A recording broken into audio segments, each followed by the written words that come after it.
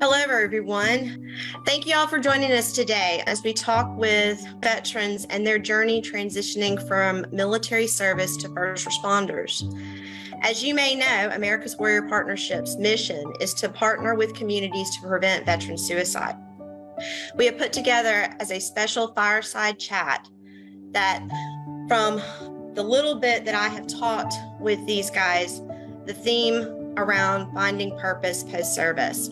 These conversations have a tendency to bring up feelings and open old wounds. Please know that there are resources for you. The Veterans Crisis Line and TAPS, the Tragedy Assistance Program for Survivors. I encourage you to leverage these resources as they are appropriate for you and know that you are not alone. My name is Cheree Tham. I am the co-founder of America's Warrior Partnership and also the Chief Programs and Initiatives Officer here at our organization. Now today I have a great group of guys that are going to talk to you about their military service and their transition into first responders. I know there's a lot of discouraging things that happen in terms of education. Like, and I don't know if you experienced this, Nate, but when you went to school, you were doing you were doing technical machinist, type work in the military. And then you probably had to go to basic reading, writing, and arithmetic to get those credits. Whereas you probably could have jumped straight into calculus or something. So if I'm a vet and I've experienced that, why am I to believe you that veterans are sought after in the workplace? So the phenomenon you describe is especially true in medicine. Particularly, you have these young combat medics or corpsmen who, they may have their EMT as the civilian equivalent, but they're functioning at a level closer to, maybe not exactly with a paramedic, but closer to a paramedic. And there's not a true civilian analog on the medical side. And it's an issue. Now, some states have tried to address that with funding and special programs, but it's a challenge. And I imagine it's a challenge in other specialty fields as well. There are a lot of federal programs specifically targeted both in medicine and outside of medicine to help vets transition, but you have to seek them out. They will help you instead of starting from scratch, getting your EMT, as an example, getting your EMT all over again. They will, you'll be able to almost test out at a higher level at your advanced EMT and then get a jump start on getting your medic, or, that's just one example. But it's not going to be easy. Don't be discouraged. If you've been a corpsman for 4 years and you've been taking care of young, somewhat healthy, hard charging infantrymen and tankers and stuff like that, there is something to learn about suddenly having to shift gears and taking care of 80-year-old grandma who's having a complex heart attack. So you also need to be a little bit humble and realize that you're very proficient in one segment, but you may have to still learn, or bone up on some other segments. That's my observation. You have to stay patient. So being a veteran thing, it's going to help you get your foot in the door, but you still need to prove what you're capable of and who you are as a person and that you're disciplined. They pick you up as a veteran assuming these things, but it's not going to be guaranteed. So you just need to stay patient. You might not be, on the cutting edge of whatever this job is that you're trying to get. But once you get your foot in the door, that's the most important thing, because that's where the competition is. Once you're there, prove yourself, work your way up, and get to where you want to be. You guys tell the veterans out there that are listening to this why they're sought after. Sir, if I could talk from personal experience. So earlier I was talking about that project management job for that construction company. What I was saying before was that job wasn't for me. I didn't enjoy it. I didn't particularly, I wasn't happy with it. But by anyone's normal standards, that was an excellent job. I had it made pretty well. It just wasn't for me. But I got hired. I was making enough money to live in New York comfortably. And New York's a very expensive place to live. It was a great job. And the reason I got hired for that job, I had no construction experience aside from a 6-month trade school. And I specifically got hired because I was a veteran. I almost said his name. I don't know if I could say people's names on, but he interviewed me and he said, I got people that's been in construction, this amount of time and this, that, and the third, and they want this job. Like, why should I hire you? And I basically just took things you have to put up with in the military and kind of put them into civilian terms, because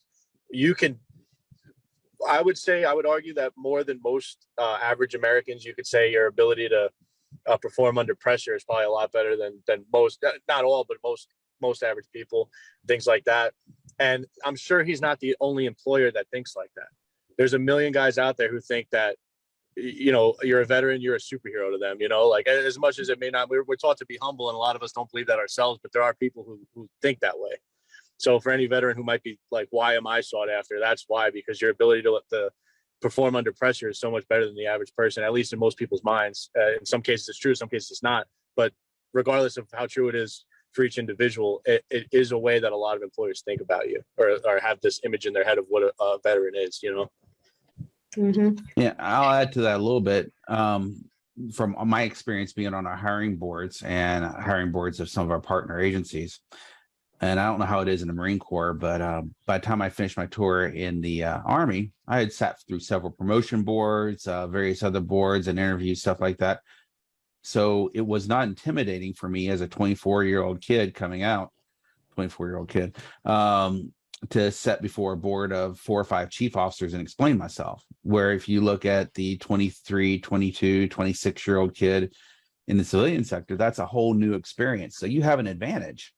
On top of that, you look at your life experience. If you've been around the world, you've and not necessarily even combat, but you've been responsible for equipment, you've had some leadership experience at 24 that you just do not get in most civilian jobs at the same age range.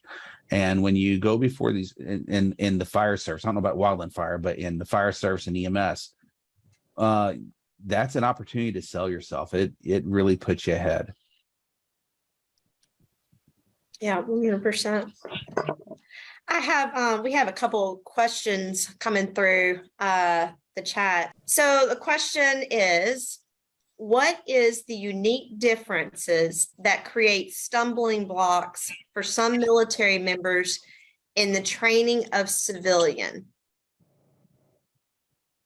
I would say the amount. One of the biggest obstacles is the amount of, abrasiveness that is expected in the military versus the amount of that's tolerated in the civilian world is a lot different.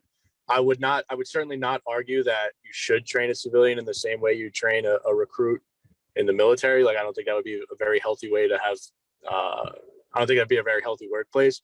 But that is certainly, to answer the question directly, in my experience, that was like one of the biggest obstacles, is finding the patience to not expect everything to click like that the way it did in the military, because just the matter in which you teach things and the standard you expect is, I guess it's only acceptable to with the person you're training for a war. You know what I mean? So I guess that for me, that was the biggest obstacle with working with or training with civilians. Nate, Steve, y'all have any experience with that? You're on mute, Steve. Nate hit it earlier. Patience. William just mentioned it. Patience.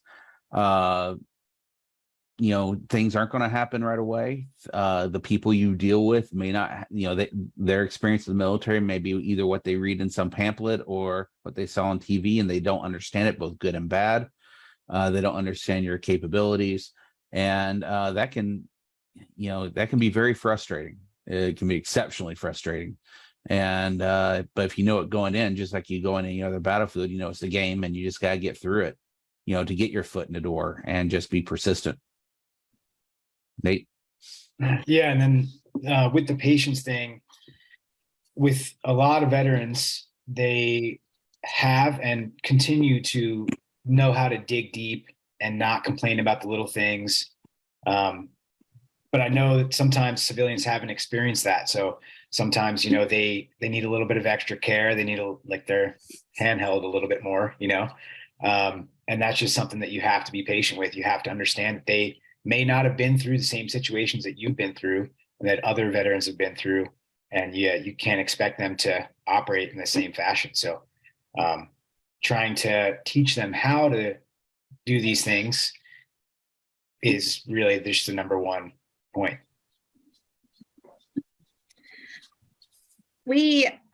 So you guys briefly heard me, America's Warrior Partnership. We do a lot of work in communities and building the communities to support veterans ahead of crises, and using the partners in the communities to help to do that. Purposeful activities all the way to housing, employment, healthcare benefits. How would you guys define community? And if you think of your transition and even now, what did you define as your community? And what do you define as your community now? And are there multiple communities? I think there are multiple communities for sure, especially with like the boom in social media. There's an even bigger veteran community now than there ever has been before. And it's really easy to reach out to those people and interact with them. There's meetups, there's groups, there's a lot more understanding now in this transitional period, especially like what veterans are going through. So there's those types of communities. There's also the community where you live potentially, that you can be involved in volunteering. So what I did when I first got out is I started to volunteer for Team Rubicon, which is started as a veteran disaster response organization. Now it's inclusive to pretty much everyone, but they have certain regions. So you're working on these projects potentially pretty close to home with people that live around you that have kind of that same mindset. So you can find those communities where you can do work and feel purposeful. But then there's also, like for me now, there's, I've got the veteran community, I've got the Team Rubicon, I've got the climbing community, and then there's the fire community where it's kind of the same operation that the military works under, where there's support structures, there's people that want to help, there's ways to reach out, and it's pretty easy nowadays to find folks that you can relate to and and live your life with and feel purposeful with.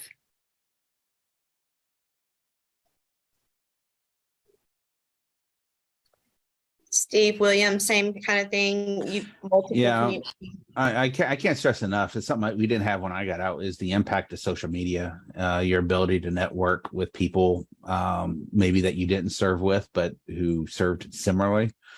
It's a force multiplier for your opportunities moving forward if you're smart about it. And I'll qualify smart about it. We all know about the dangers and the shenanigans on social media, but if you're smart about it, it's phenomenal.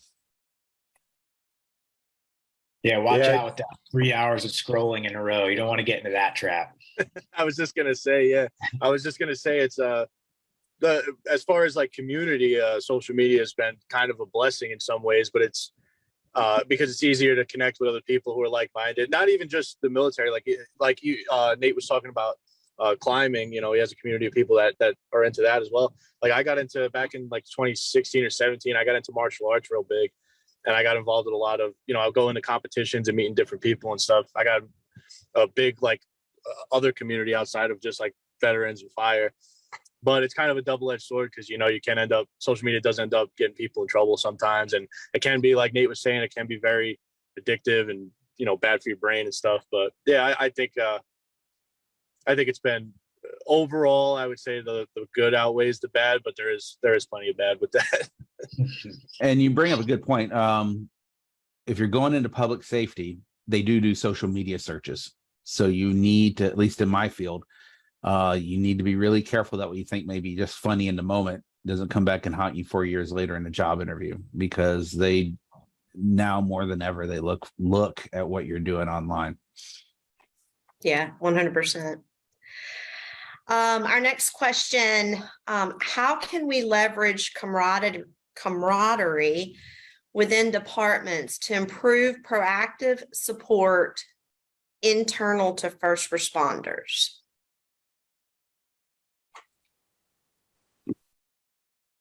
That's if I understand the question correctly, I think the person is probably talking about, maybe they're a group of veterans inside a larger civilian organization that may be public safety minded, and maybe they don't feel very supported in the organization. I'm not for sure. And I think comes back to choosing your tribe, choosing where you make your home, and look for those organizations that veterans are already talking about. For example, if you're looking at in law enforcement, you can go into a lot of places and see, the veterans say, yeah, I feel supported here. This is a good gig, so on and so forth, or stay the heck away from this toxic leadership that are not veteran friendly. Same pretty much in EMS. I can't speak for the fireside, but I'm sure it is too. So that comes with doing your homework on the front end. Now, once you're there, now I don't know anybody has some ideas on that. I was gonna say, as far as like leveraging camaraderie, that is a tough word. I don't blame you for stumbling. I don't blame you at all for stumbling. That's a tough one. But as far as like leveraging it, well, I mean, I guess one thing in the military that kind of, I guess the way they leverage camaraderie was that even no matter what the task is, no matter how miserable or tedious it may be, the kind of the thought that I'm not doing this for me, or I'm not doing this I'm doing it for like the guys that I'm with, to make their lives easier, to make sure they're safe, to make sure we all get home in one piece from whatever country we're about to go to or whatever. And I'm not sure what line of work the person who asked the question is in. So I guess it's difficult to compare it to a situation like that. But I would say, as far as leveraging camaraderie, is, I guess, just a reminder that your work makes the lives easier for your for whatever group of people you're with. It's not, you might not like doing it. It might be, morale might be low, but at the end of the day, you're definitely going to work a little bit harder to ensure that people that you feel close to have an easier time or an easier go of it in general. Yeah, and if you enjoy those people, maybe you can do whatever mundane task it is. You can have fun with each other and just try to make the best of it and bring each other up. And maybe that'll spread to the civilians that are around you as well. Embrace the suck, man, right? Mm-hmm. Yeah, classic. You guys have been, you've been very open. You're obviously very passionate about what you did in the service and what you're doing now. You're also, very passionate about other service members, like in veterans, that you want to support and everything. But I'm also hearing a lot of how you blended in with the civilian sector with that, and your passion and the things that you learned and how you're trying to connect that within the civilian sector. A lot of times, and we may have some viewers out there that are veterans who feel like civilians don't understand me. They don't understand what I went through. They don't understand this transition experience that I'm having right now. They can't help. And my buddies that I served with are 300 miles this way, 200, they're scattered all over. It's just me and my social media, my phone. What would you say to those people that may feel that way? I don't know that it's important that other people know exactly what you did. I mean, to you want them to understand, but I don't think it's important, because what you've done in the military hopefully has made you into a better person that you can show as far as your life skills, your motivation, your discipline, your work ethic. You could show those things without them knowing exactly what you did. You have that veteran community where you can be a veteran. You guys can, talk about what you did. But as far as the civilians, they don't really need to know, because they're not going to understand. You just got to come to terms with the fact they're not going to understand. Just try to show them what you can actually do with what you've learned. And one of the big takeaways from my transition, I think veterans sometimes hold on to the veteran word as their identity. And what I learned recently in the past couple of years is that whenever I tried to continue just to have my identity as a veteran, it was hard for me to grow and hard for me to move on. But now, the way I think of my identity is like, I am what I do every day. It's not that I am a veteran or I am a climber or I'm a smoke jumper. It's like my identity is what I do, continue to do every day. And that's to try to grow and be better. And that part of that is working with folks that don't understand what you've done. You just have to continue to get better and learn, and try to interact with these folks because they are here to help you, whether they know what you've done or not. There's good people out there and they want to help. Yeah. Yeah, if I could add to that, actually, I think that's as far as like blending in, if I'm going to be blunt, I don't think you necessarily ever will, no matter how bad you want to. And I know that sounds wild, but let me explain. So what Nate was saying was like, it's not important that people know what you did, or, your whole identity shouldn't be based around being a veteran. I couldn't agree more. And my experience with that is when I first got out, my first, year or two I was out, that's really like the only life experience I had, because I went right out of high school. The only life experience I had was my 5 years in the Marines. So every story or everything that came up, I would be like, oh yeah, like this one time in the Marines, like this, that, and the third or whatever. But over time, now I've been out 8 years and I have so much other life experience that there are entire days of my life where I don't even recall that I was ever in the military. I don't know if that makes sense, but like, I'm not like walking around thinking to myself, like, I'm a Marine. It's just so far behind me now that I barely, unless it comes up in a conversation, I barely think about it. But regardless of how much it's how far back in my memory it becomes, other people still identify me with that. So as far as blending in, it's kind of difficult because, my friends will, we have a day off. Let's get up at 4:00 in the morning and go to a national park. Like, what are you crazy? I don't want to get up at 4. And they're like, dude, you're a Marine. You know what I mean? And I'm like, oh, that's right. Yeah, I was a Marine. Huh? That's crazy. So I honestly, like, to put it bluntly, it's no matter how far behind you it is, like, I don't think you ever will quite blend in or be like, I guess, normal, for lack of a better term, Yeah. So the only thing I would add to that, and God, that's phenomenal, would be at one time none of us were veterans. At one time we were all the first time walking into the barracks, with our BDUs or ACUs or whatever, MCUs that smelled like formaldehyde, with our freshly shaved haircut and everything. And we were just learning how to be Marines or, in the Army or whatever the case was. And then you're leaving as a veteran, and now you're walking into a whole new barracks with a whole new batch of people. Now, what you were before, whether it's a New Yorker or a Kentuckian, whatever, carried with you into your basic training and your military career. Now your veteran will carry into you whatever, but you're walking into a new chapter. You don't have to be bound by what happened before. It's certainly part of you. And people will notice it, whether they know it or not. But you got a new clan, you got a new tribe, you got a new family, if you chose them well.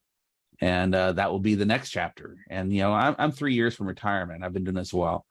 And so I'm going to go into a new chapter. And it's going to be hard for me to stop saying, yeah, I was a paramedic, and just like I was a veteran, that was all me. I'm going to have to start over again. That's part of life. Yeah, that's great. We're probably going to need to wrap things up. Why don't we go around, any last minute thoughts or any messages or that we want to share with our viewers? Again, I'll start with you, Nate.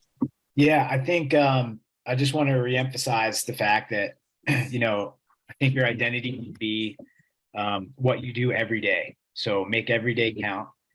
Try to grow as a person, as a professional. Use what you learned in the military to, build that persona and to allow you to where you want to go. And make sure you don't, I don't know if we've really covered this, but really try not to isolate yourself. I think a lot of times veterans get out and they're finding they don't blend in with the civilian population around them. Their family doesn't understand them. Don't isolate yourself for that reason, because I think that's what really starts to bring that depression and those feelings on, is being alone. And you can find good people everywhere. Now's the best time for that, because of what we've talked about with social media and different communities and groups you can go to. But even if it's only civilians around, you just find some really good-hearted people that you agree with and that can have your back, and just don't sit alone in your house and scroll through Instagram. Just make things happen. Try to be better every day. That's the big takeaway, I think.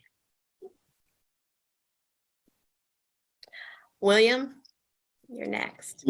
Sure. So I did a little bit of research about your organization, and it seems to me that the majority of your audience, or excuse me, the majority of your audience is already veterans or already out. But if I could like say one more thing, if there are like active duty people that watch these, the biggest advice that I always give to people, any young person who I meet out somewhere, oh, I'm going to the military, what's your advice? Or I'm in the military, what's your advice? Or whatever. The biggest thing I tell them is to not build up life after the military in your head. I think that's the most helpful thing I can tell people is when you're in the military, everyone, and you'll hear it every single day, every time we do something that sucks, everybody starts, oh, I can't wait to get out. When I get out, I'm going to have a 6-figure job. They think everything's going to fall into place magically. The biggest thing I could tell you is not to have that mindset and don't build it up in your head, because that leads to such a massive letdown when you get out and there's still hardship in your life, and your life, maybe you're not as satisfied as you thought you were going to be with all your newfound, quote unquote freedom. So I guess if it's a mostly veteran audience, I could still say the same, like don't build things up in your head too much.